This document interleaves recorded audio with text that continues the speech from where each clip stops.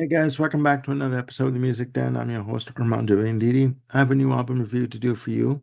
It is the latest release from David Gilmour called Luck and Strange.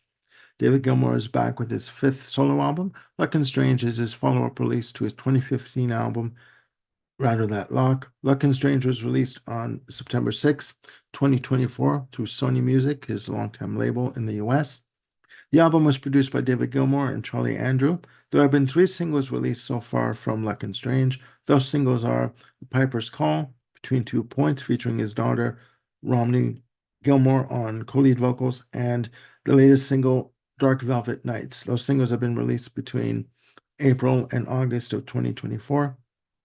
The album has a playing time of 43 minutes and 21 seconds, which is the standard edition containing 9 tracks. The bonus edition or deluxe edition has 11 tracks on the album. Now, playing on this album, you have pretty much a family affair. You have Polly Sampson, his wife, doing lyrics for all the tracks. You have his daughter Romney Gilmour on instrumentation and backup and co-lead vocals on one track, and you have both his sons Gabriel and Charlie Gilmour contributing, instrumentation and lyrics and backup vocals. Also playing on the album, you have long time Pink Floyd session member Guy Pratt, who plays bass on 6 tracks of the album. You also have Steve Gadd on drums, fantastic drummer. And you also have the late Richard Wright contributing Hammond organ and piano to the title track Luck and Strange. Now, I've listened to this album about 3 times already. David Gilmour has gone on record as saying that this is his best album since Dark Side of the Moon in 1973. I guess he can say that because he performed on Dark Side of the Moon and helped put it together. This album, in my opinion, is fantastic. It is not a heavy album. You could never call what David Gilmour does musically heavy in terms of heavy rock. It is a very much it's an album of reflection, of introspection, of looking around you and taking it all in and just enjoying what you have and what you've accomplished in your life so far. The album, in terms of playing times for the tracks, aside from the 2 interludes, the 2 instrumentals that clock in at 1:16 and 46 seconds, respectively, the tracks range in playing time from 4:41 to 7:26.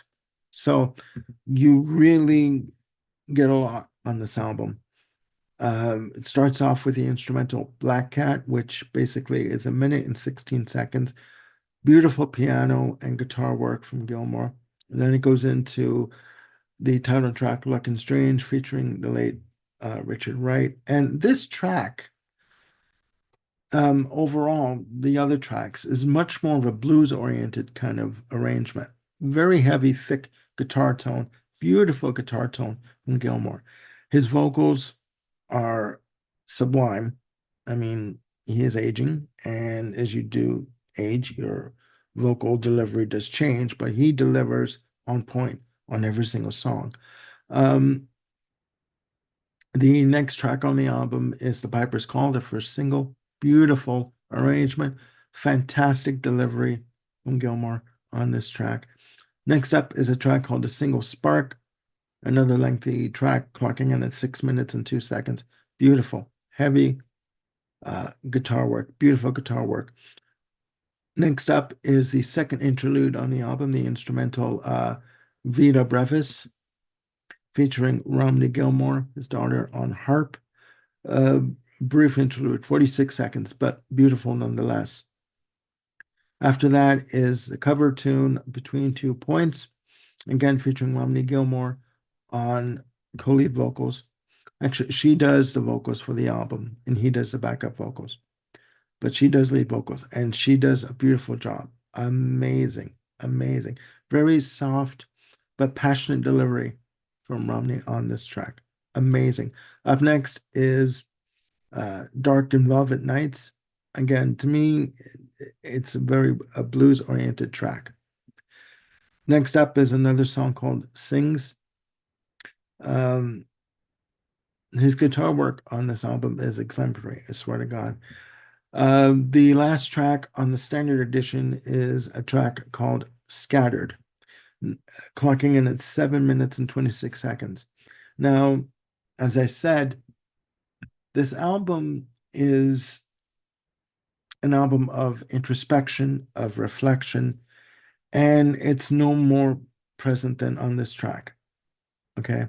Basically, he is someone who is looking around him, taking everything in that's going on, questioning still what's going on, not wanting to accept all of what was going on, but understanding that there's only so much he can do in terms of his station in life and what he's able to do as a human being.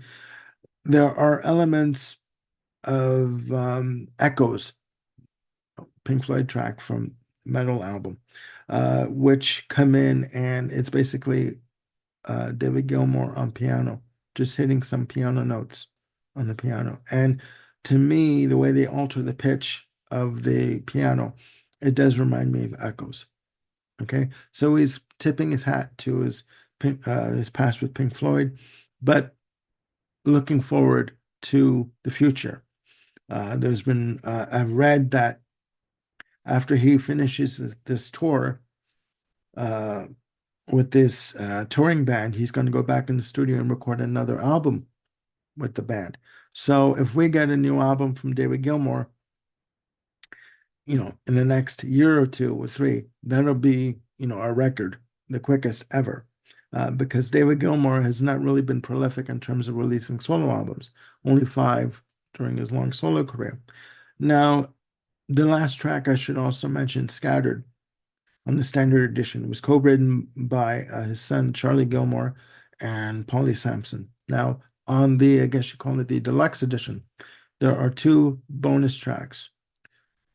Track 10, Yes, I Have Ghosts, which was released as a single. Again, a duet with Eduardo Romney. It was released as a single last year. Fantastic acoustic instrumentation on this track. And also I guess you call it a demo version of Luck and Strange, clocking in at around 14 minutes long. It's called the Barn Jam, which was recorded in 2007, featuring Richard Wright on Hammond organ and piano. Amazing, amazing piece of work. Again, not very heavy in terms of the type of music that Gilmour is presenting. But you know what? He is still on fire. He still wants to record. He still wants to be present and prevalent and seen in today's music scene.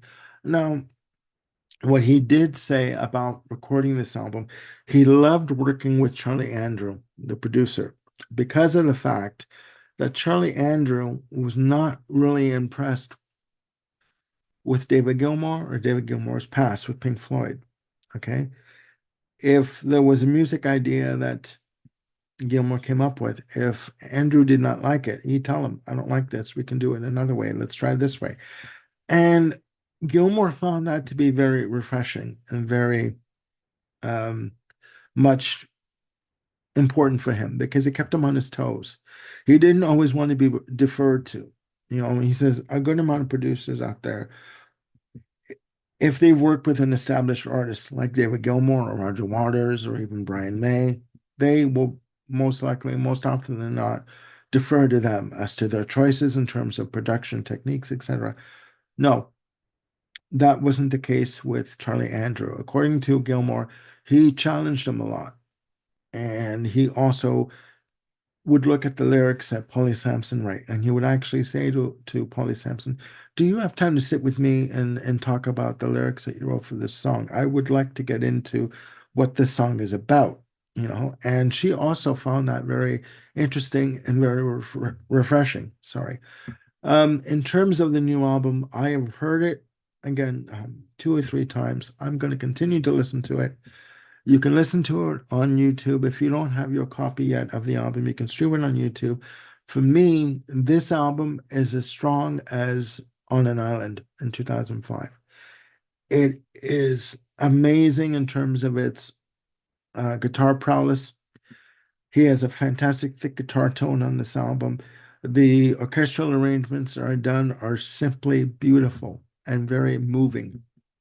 So if you want an album that you can put on for about 40 minutes plus and just sit back either during a dinner party, or you want to sit there with the lights off and you want to sit back and close your eyes and enjoy an album that really flows from track one to track nine on the standard edition, this album is for you.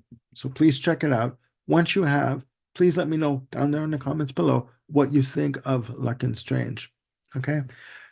This album has been released in multiple formats, in CD, Blu-ray audio, vinyl, box set edition. The vinyl goes for about $50. The CD edition goes for about 25 even on Amazon.ca, probably a little cheaper in the US on Amazon.com and Amazon.co.uk. So please check it out. And again, once you do, please let me know what you think of it down there in the comments below. I will be back with more shows coming up. I have a show coming up with Jim Bricker and Ken Cheshire on Monday. We'll be filming that and we'll be presenting it to you very soon as a surprise of what it's about. Anyways, we have more ideas coming up, and I will see you soon with another video. Please look after yourselves and one another and click like and hit the notification bell to keep yourselves on top of any new content that I've got coming up. Again, please take care of yourselves and one another. Bye for now.